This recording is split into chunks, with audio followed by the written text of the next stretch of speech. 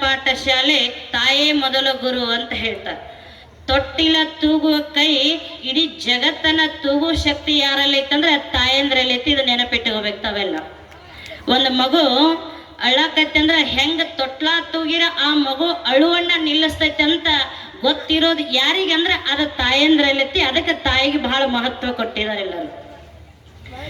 ಅದಕ್ಕೆ ಹೇಳ್ತಾರ, ಈ ಭೂಮಿ ಮೇಲೆ ಸ್ತ್ರೀ ಶಕ್ತಿ ಎಲ್ಲಿರ್ತದ, ತಾಯಿಗೆ ಎಲ್ಲಿ ಗೌರವ ಸಿಗ್ತದಲ್ಲ ಅಲ್ಲಿ ದೇವತೆಗಳ ವಾಸವಾಗಿರ್ತದ, ದೇವತೆಗಳಿಗೆ ಪೂಜೆ ಪುನಸ್ಕಾರ ನಡೀತದ ಅನ್ನೋ ಮಾತನ್ನ ಅಲ್ಲಿ ಶರಣ ಹೇಳ್ಕೊಂತ ಬರ್ತಾರೆ.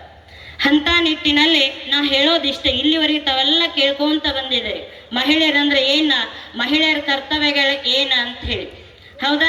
ಅದಕ್ಕೆ ಹೇಳ್ತಾರ, ಮಹಿಳೆಯರಂದ್ರ ಇಡೀ ಎಲ್ಲ ನಿಮ್ಮ ಕೈಯಾಗಿರ್ತದೆ, ಸಂಸಾರ ಬಂಡಿ ಜಗ್ಸೋದು ನಿಮ್ಮ ಕೈಯಾಗಿರ್ತದೆ.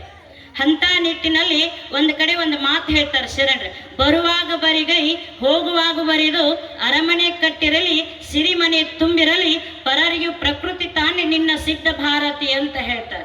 ಬರುವಾಗ ನಾವೇನು ತಂದಿಲ್ಲ, ಹೋಗುವಾಗ ನಾವೇನು ಓದಿಲ್ಲ, ಬಂದು ಮಧ್ಯದಲ್ಲಿ ಭಗವಂತನ ನಾಮಸ್ಮರಣೆ, ಗುರುವಿನ ಸೇವೆ, ದಾನ ಧರ್ಮ ಯಾರು ಮಾಡ್ತಾರಲ್ಲ ಅವನು ನಿಜವಾದ ವ್ಯಕ್ತಿ ಅನ್ನೋ ಮಾತನ್ನ ಶರಣ ಹೇಳ್ಕೊಂತ ಬರ್ತಾರೆ.